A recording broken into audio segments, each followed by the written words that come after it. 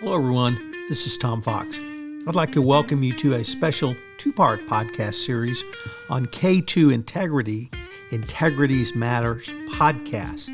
In this two-part series, we're going to look at fraud trends in 2022 with Olivia Allison, Senior Managing Director at K2 Integrity, and in part two, the future of AML with Kobe Bambia, Managing Director at K2 Integrity. K2 Integrity is the sponsor of this special two-part podcast series, and you can find out more about K2 Integrity at their website, k2integrity.com. This special two-part podcast series on Integrity Matters is a production of the Compliance Podcast Network.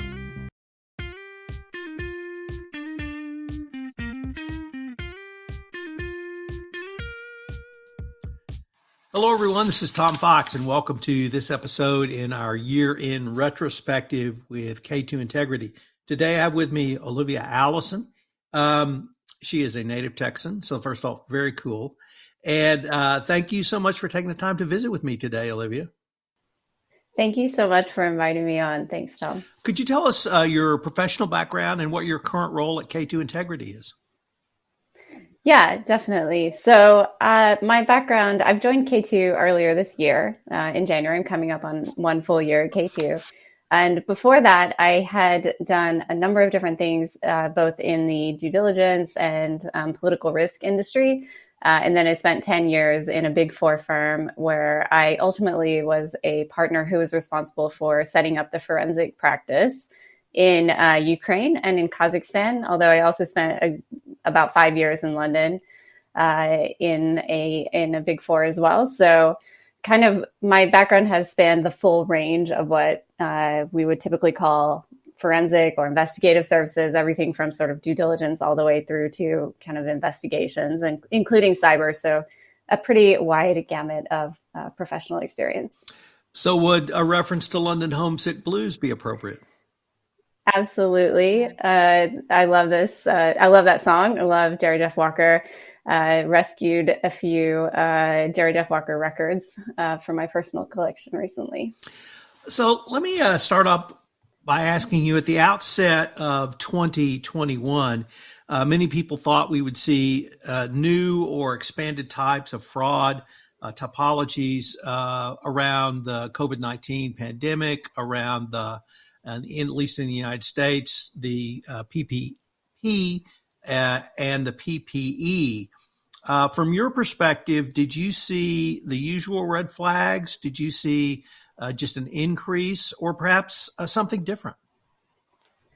So I think what has come out, and you see this in all the sort of year-end statistics that a lot of people collect in relation to fraud. There's a couple of different interesting trends. So one is kind of what you're referring to in the healthcare sector and in some of the public procurement. And I would also lump in with that actually a number of different supply chain issues. So there's a lot of issues. We've done a couple of investigations related to COVID procurement and to healthcare procurement in relation specifically to the pandemic. And actually what has come up on that has been a lot related to supply chains. So often those are very complex supply chains that were procured in short periods of time. And so you actually have a number of different stages. And so something can go wrong, whether it's at the factory level or multiple intermediaries before they get, for example, to the US or to Europe. So that's one interesting typology of just what we've seen in terms of investigations. And I would expect some of that scrutiny to continue, specifically in relation to COVID procurement and some of the public procurement, just because it has been getting more and more media attention. And obviously there's a lot of spend from governments in relation to that. So there's sort of public interest. But I would also look at a couple of other fraud-related issues. So one of them is around data.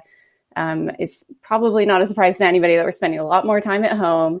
And that is both like in terms of consumer activity as well as working activity. And you see both a lot more insider fraud inside of companies because people are kind of bypassing controls, sometimes maliciously, sometimes it's not fraudulent, but they just think that the controls are inconvenient. And so there's some surveys recently showing that especially younger people just think that some of the controls are inconvenient and they just try to work around them. And so obviously that puts organizations at risk. But then also there's, of course, just so much more online commerce. There's so many different types of hacking. And so you start to see more, for example, biometric fingerprint on an iPhone or something like that. That type of security measures that companies are putting in. And then, of course, with that comes the risk that your biometrics will get stolen. There's, synthetic identity fraud, which relates to, fake people being put together, maybe my fingerprint and somebody else's date of birth, and you can come up with a different type of person. And that can also be used to create fake users and drive, particularly on payment systems, fraud. But also, and this is my final point on this particular question, I would say that there's also the risk factor that just people are moving around a lot more in the labor market. So people are changing jobs and they might be starting work remotely, including me. Like I started my job for 6 months. I was working completely remotely. And it is very difficult to have the same level of connection with your employer in that scenario. And companies have to work a lot harder to build some kind of consistent culture. And we know that fraudsters typically justify their activities, their frauds, based on, for example, the company owes me a bit more or something like that. And if you don't have that level of loyalty, just there's a kind of widespread risk that people may be justifying certain actions to themselves. And you may not know because you just don't see them as much as maybe you would have seen employees in the past. So I think there's a lot of things brewing that are difficult for companies, whether it's supply chain, data, and then just kind of employee loyalty that cause problems in the future. Olivia, perhaps the most prescient comment I heard during the pandemic was a gentleman said, we've moved from disaster recovery to business continuity to business as usual. And by that, he meant there's no such thing anymore as a black swan event. There's no such thing as the unexpected. There'll just be something new or different. And I wanted to use that as really a way to introduce my next question, which is, what's your advice to companies to safeguard against fraud really in this era of not the unexpected, but really just the next event or even the next risk? So I have a few. I think it's a good observation. And actually what a lot of people are talking about as well is sort of multi-vector crises. So crises coming from a lot of different directions, which means as a company, you're not just responding to one particular threat or threat vector. There's just a lot of things going on at the same time.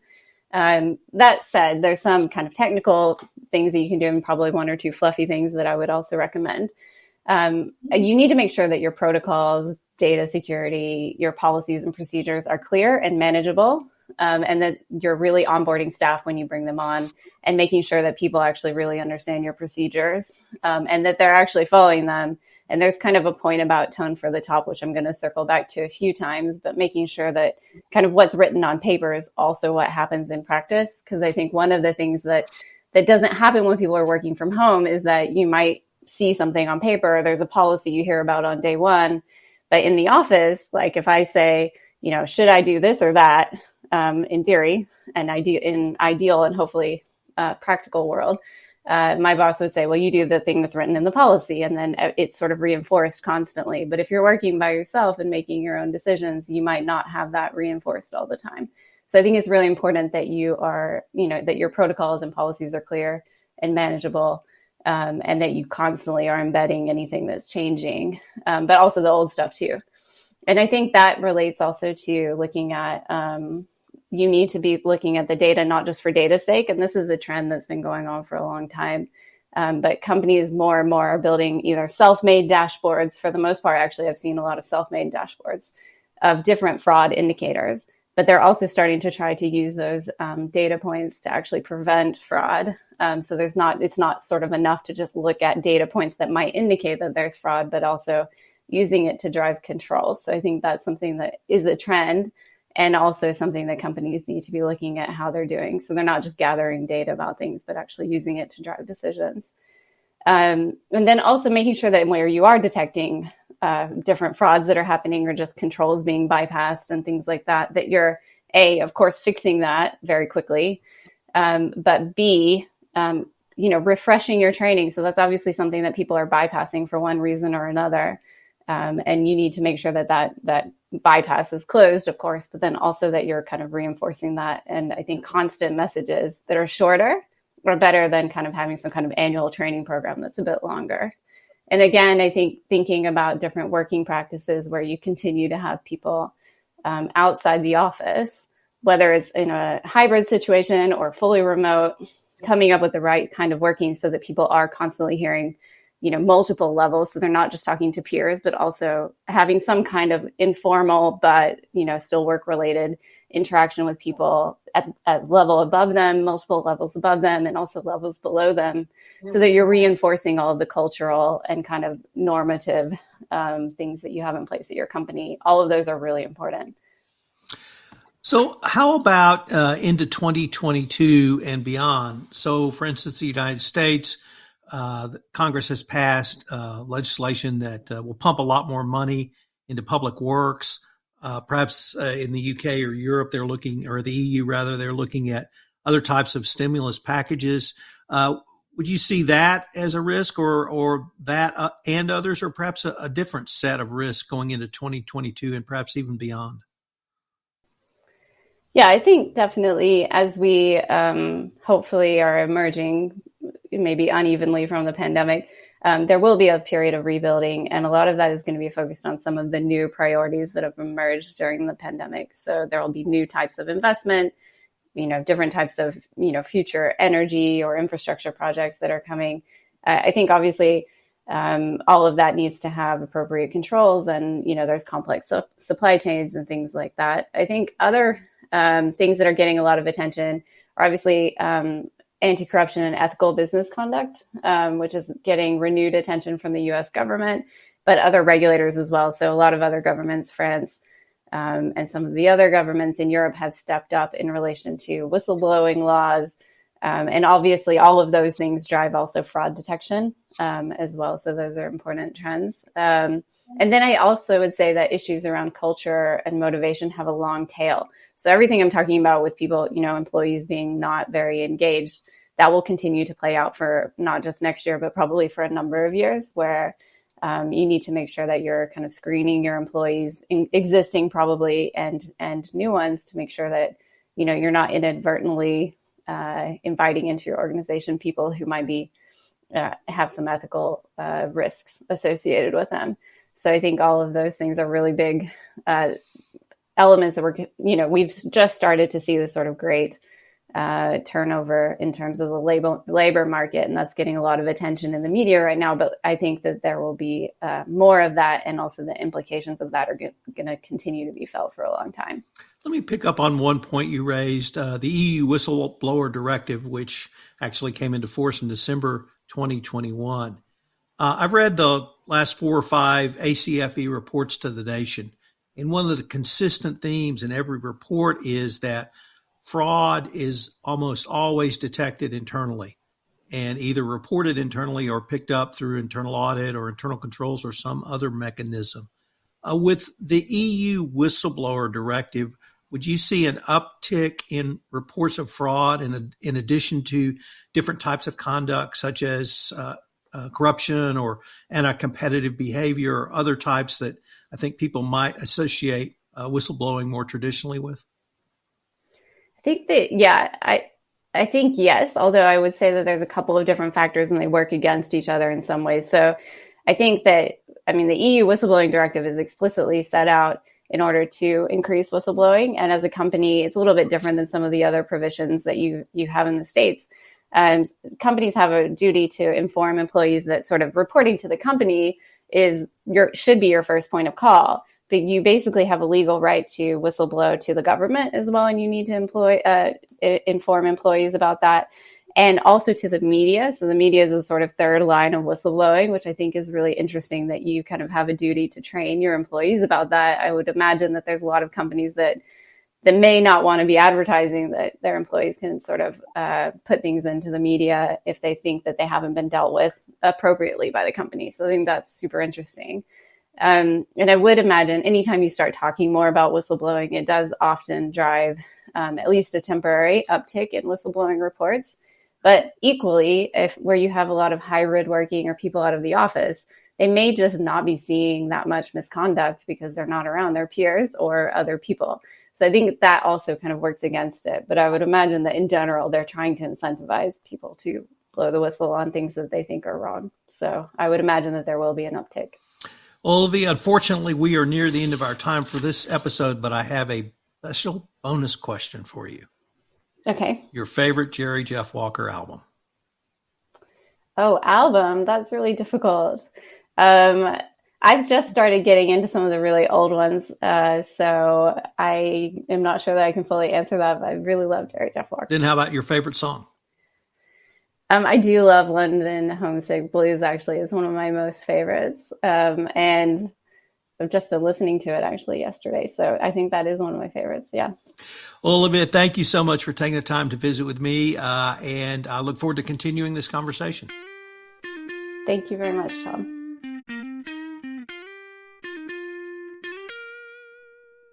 Hello, everyone. This is Tom Fox again. I'd like to thank you for listening to this part one of a special two-part podcast series on K2 Integrity's Integrity Matters podcast. I hope you'll join us again next week for part two, where I visit with Kobe Bambilla, Managing Director at K2 Integrity, on the future of AML. If you'd like any more information on the topics we discussed in today's podcast, you can visit the K2 Integrity website and go to Olivia Allison's page and contact her in that manner. We've linked to it in the show notes under the resources section. If you'd like more information on K2 Integrity, check out their website, www.k2integrity.com. I look forward to visiting with you again next week with Kobe Bambilla. This special two-part podcast series on K2 Integrity's Integrity Matters podcast is a production of the Compliance Podcast Network.